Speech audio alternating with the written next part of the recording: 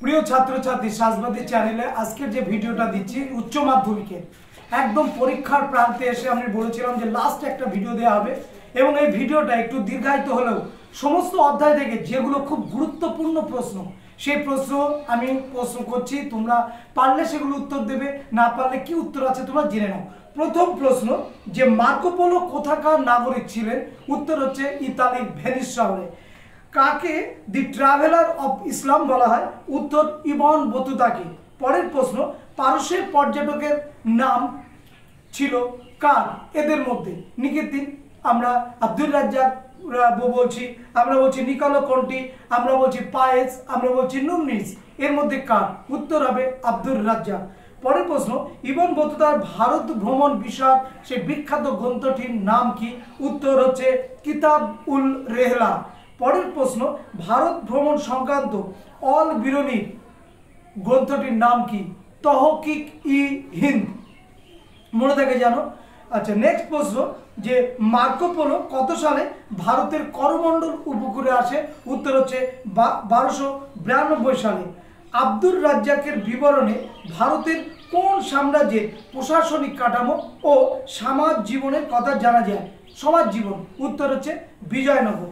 পরের প্রশ্ন যে সম্রাট শাহজাহানের আমলে প্রশাসনিক কাঠামো বিষয়ে যে সকল বিদেশি পর্যটক এসেছিলেন সেই বিদেশি পর্যটকদের বিবরণ থেকে আমরা কি মানে বেশি জানতে পারি কার কোন বিদেশি পর্যটকের লেখা থেকে? উত্তর হচ্ছে বার্নি। পরের প্রশ্ন যে কোন পারসিক পর্যটকের বর্ণনায় দ্বিতীয় দেবরায়ের রাজত্বকালে অর্থনৈতিক সমৃদ্ধির কথা জানা যায়? উত্তর হচ্ছে Abdur Razzaq. The travels of Marco Polo গ্রন্থটির লেখক কি? কে? The travels of Marco Polo গ্রন্থটির লেখক কে? Marco polo. পরের প্রশ্ন হচ্ছে ইবন বতুতা কোথাকার নাগরিক ছিলেন? ইবন বতুতা কোথাকার নাগরিক ছিলেন? ইরানের তানজারিয়ার নাগরিক ছিলেন। বিজয়নগর ছিল তার দেখা বিশ্বের অন্যতম শ্রেষ্ঠ শহর। কোন বিদেশি পর্যটক এই কথা বলছেন? আব্দুর রাজ্জাক। মার্কো পোলোর সময়ে দক্ষিণ ভারতের কোন রাজ্য মুক্তো ও রত্ন উৎপাদনের জন্য বিখ্যাত ছিল? মুক্ত ও রত্ন উৎপাদনের জন্য বিখ্যাত ছিল। উত্তর পান্ড্র এবং বা মাবার রাজ্য। পরের প্রশ্ন ত্রয়োদশ শতকে ভারতের সমাজ ও ধর্মনীতি, অর্থনীতি, দর্শন যে বিদেশি পর্যটকের বিবরণ থেকে আমরা জানতে পারি তার নাম কি? উত্তর মার্কো পোলো। তারপরে travels of the Mughal empire গ্রন্থের লেখক কে? ট্রাভেলস অফ মুঘল এম্পায়ার গ্রন্থের লেখক কে? উত্তর বার্নিয়ে। তারপরে কে বলেছিলেন দিল্লিতে মধ্যবিত্ত শ্রেণীর লোকজন নেই? কে বলেছিলেন? উত্তর হচ্ছে বার্নিয়ে। এবং এখান থেকে এই অধ্যায় থেকে অর্থাৎ বৈদেশিক পর্যটকের বিবরণ থেকে এই প্রশ্নগুলো রেখেছি। অবশ্যই এই প্রশ্নগুলো সব থেকে আমার কাছে মনে হচ্ছে গুরুত্বপূর্ণ এবং তোমরা এই প্রশ্নগুলো অবশ্যই করবে। এবার চলে এসো পরের সাংস্কৃতিক সংমিশ্রণ এই অধ্যায় থেকে যে প্রশ্নগুলো রেখে এসেছি যে সুফি কথাটি আরব শব্দ সুপ থেকে এসেছে যার অর্থ কি? এক টুকরো পশমের কাপড়। পরের প্রশ্ন ভারতে আগত অনেক সুফি সিলসিলা আছে, তো ভারতে আগত সুফি সিলসিলাদের মধ্যে সর্বাধিক প্রসিদ্ধ দুটি সিলসিলা কি তোমরা জানো? একটা হচ্ছে চিস্তি আর একটা হচ্ছে সুরাবর্দী। পরের প্রশ্ন সুফি পীরদের ধর্মচর্চার জন্য যে নির্জন স্থান নির্মিত হয়েছিল তাকে কি বলে? তাকে বলা হয় দরগা বা খানকা। শেখ নিজামুদ্দিন আউলিয়া কে ছিলেন? সুফি সাধক, চিস্তি সাধক না সুরাবর্দী? উত্তর হবে চিস্তি। দক্ষিণ ভারতে শৈব ভক্তবাদী সাধকদের বলা হতো কি? দক্ষিণ ভারতে কিন্তু তাদেরকে বলা হয় নায়নার। পরের প্রশ্ন আবির্ভাবের সময়কাল অনুযায়ী সঠিক ক্রমে সাজাতে হবে, তাহলে প্রথমে কার নাম লিখবো? কবির, তারপরে কার নাম লিখবো? গুরু নানক, তারপরে চৈতন্যদেব, তারপরে মীরাবাই, এরকম যদি অপশানে থাকে। পরের প্রশ্ন যে চৈতন্যদেবের ভক্তি আন্দোলনের প্রচার করেন কোন শতকে? খ্রিস্টীয় ষোড়শ শতকে। পরের প্রশ্ন চৈতন্যদেবের জন্ম কত সালে? 1486 খ্রিস্টাব্দে। পরের প্রশ্ন পূর্ব ভারতে ভক্তিবাদের একজন প্রচারককে? উত্তর শ্রী চৈতন্যদেব। বৈষ্ণব ধর্মের প্রবর্তককে? শ্রী চৈতন্যদেব। প্রেমের ধর্মের প্রবর্তককে? শ্রী চৈতন্যদেব। নব্য বৈষ্ণব ধর্মের প্রবর্তককে? বিজয় কৃষ্ণ গোস্বামী। মনে থাকে যেন। কবি কবিরের উপদেশগুলি হিন্দি ভাষায় 2 লাইনের যে গীতি কবিতাগুলো আছে বা পংক্তিগুলো আছে সেগুলোকে কি বলা হয়? উত্তর হচ্ছে দোহা। রাম রহিম একই ঈশ্বরের 2 ভিন্ন নাম, উক্তিটি কার? অবশ্যই কবির। ভারতে সুরাবর্দী সম্প্রদায়ের প্রতিষ্ঠাতাকে? শেখ শিহাবুদ্দিন উমর সুরাবর্দী। পরের প্রশ্ন, গৌড়ীয় বৈষ্ণব ধর্মের মতের প্রধান প্রচারক ছিলেন কে? গৌড়ীয় বৈষ্ণব ধর্মের এই মতবাদের প্রচারক ছিলেন শ্রী চৈতন্যদেব। বাংলায় বৈষ্ণব ধর্ম বা ভক্তি আন্দোলনের প্রসারে সর্বাধিক গুরুত্বপূর্ণ ভূমিকা নিয়েছিলেন কে? শ্রী চৈতন্যদেব। মীরাবাইয়ের আরাধ্য দেবতা কে ছিল? বিষ্ণু ছিল, শ্রীকৃষ্ণ ছিল, অর্জুন ছিল, কে? উত্তর হচ্ছে শ্রীকৃষ্ণ।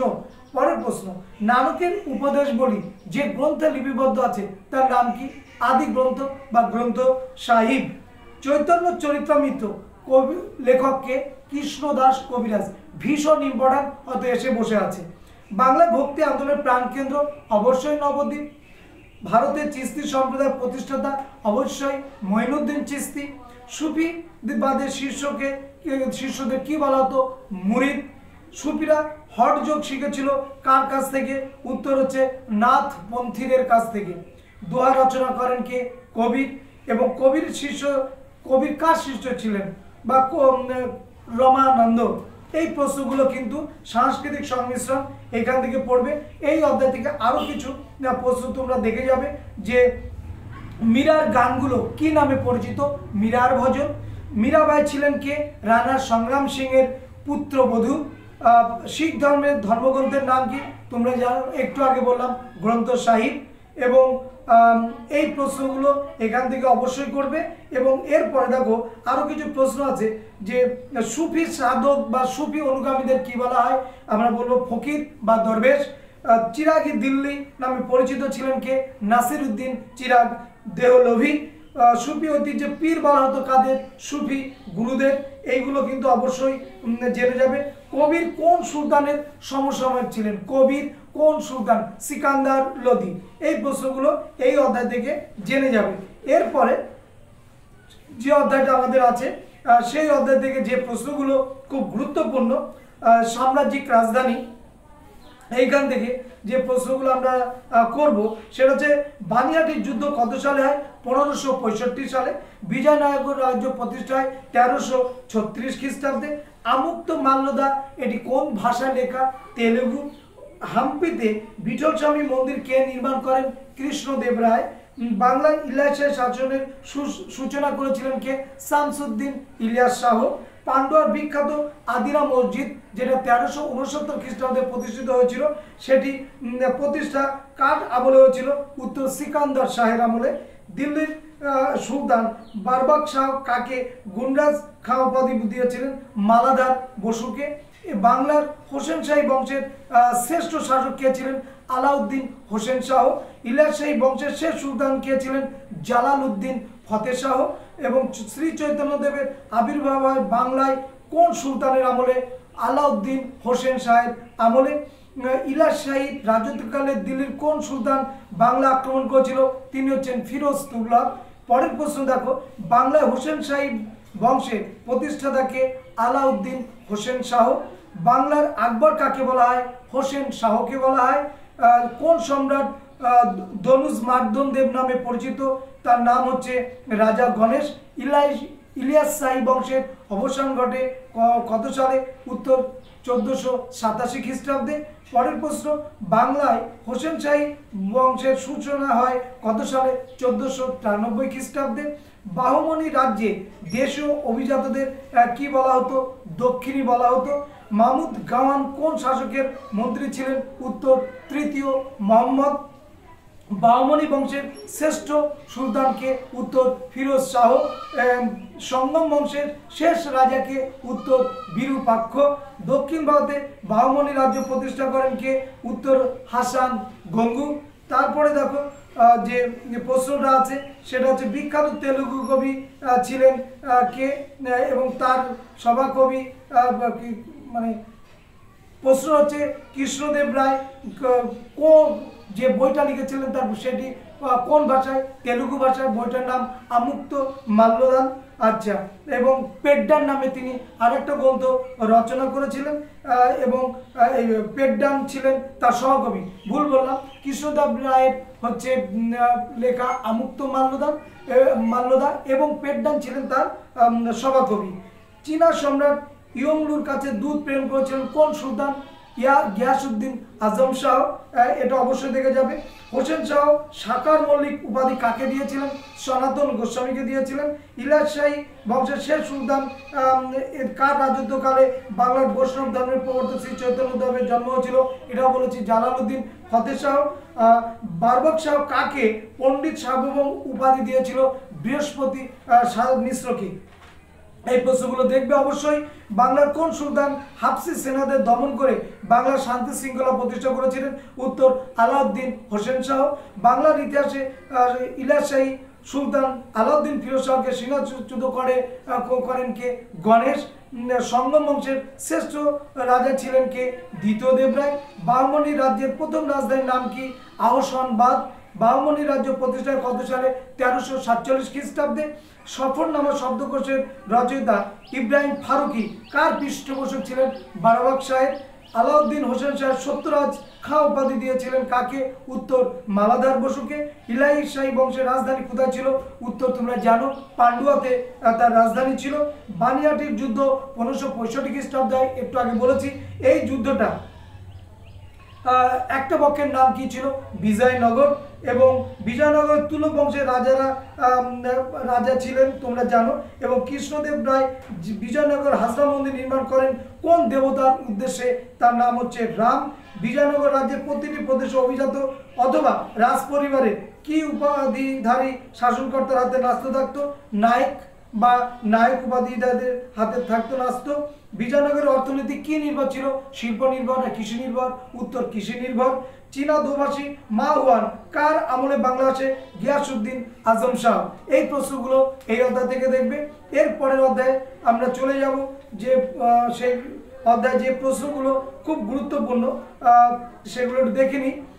সেটি হচ্ছে নাম্বার 1, যে ভারতের কোথায় পর্তুগিজরা বাণিজ্য কুঠি নির্মাণ করেছিল? উত্তর কালিকট, গোয়া, দমন, তারপর হচ্ছে বোম্বাই, কোচিন দ্বীপ, এই সমস্ত জায়গায় কিন্তু তারা বাণিজ্য কুঠি নির্মাণ করেছিল। আফ্রিকাতে সর্বপ্রথম উপনিবেশ স্থাপন করেছিল কারা? উত্তর পর্তুগিজরা। 1842 সালের 29 আগস্ট চীনা কোন চুক্তি স্বাক্ষরিত হয়েছিল? উত্তর নানকিং এর সন্ধি। ইন্দোনেশিয়া কোন ইউরোপীয় দেশের উপনিবেশ ছিল? উত্তর Holland. Imperialism a highest stage of capitalism গ্রন্থের লেখককে? VR Lenin. Imperialism a study গ্রন্থের লেখককে? J A Hobson. টিয়েনসিনের সন্ধি কত সালে? 1858 সালে। বক্সার প্রোটোকল কাদের মধ্যে হয়েছিল? চীন ও 11টা বিদেশি রাষ্ট্রের মধ্যে। নতুন বিশ্ব এই কথাটি প্রথম নামকরণ কে করেছিল? Amerigo Vespucci. পিকিং কনভেনশনের সন্ধি হয়েছিল কত সালে? 1860 সালে। নানকিং এর সন্ধি কোন দেশের মধ্যে হয়েছিল? চীন ও ইংল্যান্ডের মধ্যে। কৃষ্ণাঙ্গরা শ্বেতাঙ্গ মানুষের বোঝা, এই উক্তিটি বা এই ধারণাটি কে প্রচার করেছিলেন? কবি রুডউইড কিপলিং।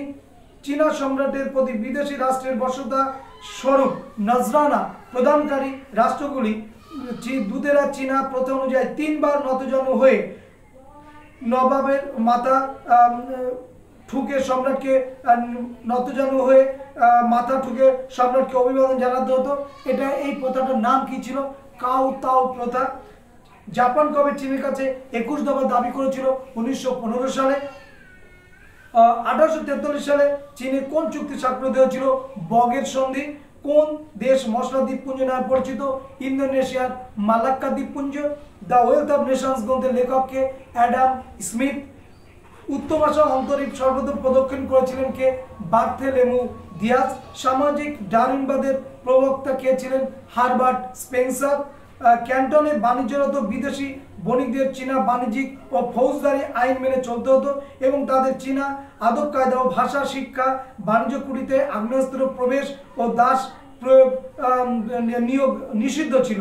চীনে বিদেশিদের প্রতি এই কঠোর যে নীতি নামে পরিচিত ছিল সেটি কি নীতি? রুদ্ধদ্বার নীতি। ইম্পেরিয়ালিজম স্টাডি গ্রন্থের লেখককে বলে দিয়েছি, জে.এ. হবসন। আমেরিকা মহাদেশ কে আবিষ্কার করেন? উত্তর, ক্রিস্টোফার কলম্বাস। ইন্দোনেশিয়ায় কোন ইউরোপীয় দেশের উপনিবেশ ছিল? হল্যান্ডের।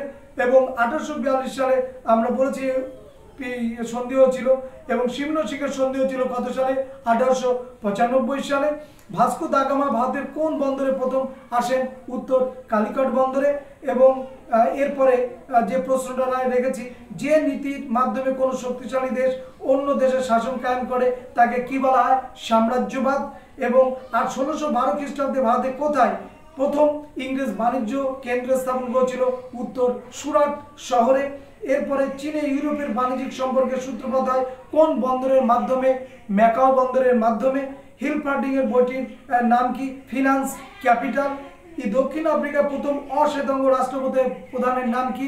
যাকে 27 বছর কারারুদ্ধ করে রাখা হয়েছিল, তার দলটার নাম হচ্ছে ন্যাশনাল কংগ্রেস। তার প্রধানকে নেলসন ম্যান্ডেলা। ইয়ান্দাবুর সন্ধি স্বাক্ষরিত কত সালে? 1826 সালে। ইনকা সভ্যতা ধ্বংস করেন কে? Francisco Pizarro. পূর্ব ভারতীয় দ্বীপপুঞ্জের অপর নাম কি ছিল? ইন্দোনেশিয়া। ম্যাকাও বন্দর অবস্থিত কোথায়? চীনে। অবাধ বাণিজ্য নীতির প্রবর্তক অ্যাডাম স্মিথ। মণ্ডনীতি প্রণয়ন করেছিল কোন দেশ? মার্কিন যুক্তরাষ্ট্র। কঙ্গো ফ্রি স্টেট গঠনের প্রবক্তা ছিল কে? বেলজিয়াম। গন্ডামার্কের সন্ধি হয়েছিল কত সালে? 1879 খ্রিস্টাব্দে। টিউটনিক জাতির অংশ কারা? জার্মানরা। মার্কেন্টাইল শব্দটি প্রথম ব্যবহার করেছিলেন কে? Adam Smith. সিমনোসিকের চুক্তি কাদের মধ্যে হয়েছিল? চীন এবং জাপানের মধ্যে। আমেরিকা স্বাধীনতা লাভ করে কত সালে? 1783 খ্রিস্টাব্দে। কোন এলাকা বা তার জনগণের ওপর একটি শক্তির নিয়ন্ত্রণ, কাঁচামাল সংগ্রহ, বাজার দখলের মাধ্যমে অর্থনৈতিক প্রভৃতি বিষয়ে যে শোষণ হয়েছিল সেটি কি নামে পরিচিত? উপনিবেশ। ইন্দোচীন কাদের উপনিবেশ ছিল? ফরাসিদের। লাওস, ভিয়েতনাম কম্বোডিয়া নিয়ে ইন্দোচীন তোমরা জানো। আলজেরিয়া কাদের উপনিবেশ ছিল? ফ্রান্সের। কাদের মধ্যে প্রথম ওয়েলফেয়ার যুদ্ধ হয়েছিল? চীন ও ইংল্যান্ডের মধ্যে। ওয়েলফ পলিটিক নীতি কে গ্রহণ করেছিল? কাইজার, জার্মানির কাইজার দ্বিতীয় উইলিয়াম। তারপরে যে প্রশ্নটা, আমেরিকায় ত্রয়োদশ উপনিবেশ ছিল কোন দেশের? উত্তর, ইংল্যান্ড। চীনে কোন বছর আফিম চাষ বন্ধ হয়? 1839 সালে। বৈদেশিক বাণিজ্যের জন্য চীনের কোন বন্দর দুটি সীমাবদ্ধ ছিল? ক্যান্টন ও ম্যাকাও। নানকিং এর সন্ধির শর্ত কি ছিল? ক্যান্টন, সাংহাই, অ্যামাও, ফুচাও এবং নিংপো, এই 5টি বন্দর ইউরোপীয় বণিকদের কাছে খুলে দেওয়া হবে। ওলন্দাজদের হাত থেকে ইন্দোনেশিয়া স্বাধীনতা লাভ করে এবং সম্মিলিত জাতিপুঞ্জের সদস্য পদ লাভ করে কত সালে? 1950। ইম্পেরিয়াম শব্দটি এটি কি শব্দ? এটি ল্যাটিন শব্দ। ভারতে ফরাসি ইস্ট ইন্ডিয়া কোম্পানির গভর্নর কে ছিলেন? জোসেফ ডুপ্লে। তারপরে ক্যাপ্টেন কুক কোন দেশ আবিষ্কার করেছিলেন? এক হচ্ছে অস্ট্রেলিয়া, নিউজিল্যান্ড এবং হাওয়াই দ্বীপপুঞ্জ। শিল্প বিপ্লব সর্বপ্রথম কোন দেশে শুরু হয়েছিল? তোমরা জানো, ইংল্যান্ডে। এবং অ্যাঙ্গোলাতে উপনিবেশ গড়ে তুলেছিল কারা? উত্তর হচ্ছে পর্তুগাল। এবং সেই সঙ্গে দূর প্রাচ্য বলতে কাকে বোঝায়? চীন এবং জাপানকে বোঝায়। কোন সময়কালকে সাম্রাজ্যবাদের সময়কাল বলা হয়? 1870 থেকে 1914 সাল। হোয়াইট মেন্স বার্ডেন কবিতাটা লেখেন কে? রুডউইড কিপলিং। রিয়েল পলিটিক হচ্ছে বিসমার্ক। এবং সকলের সন্ধি কাদের মধ্যে হচ্ছিল?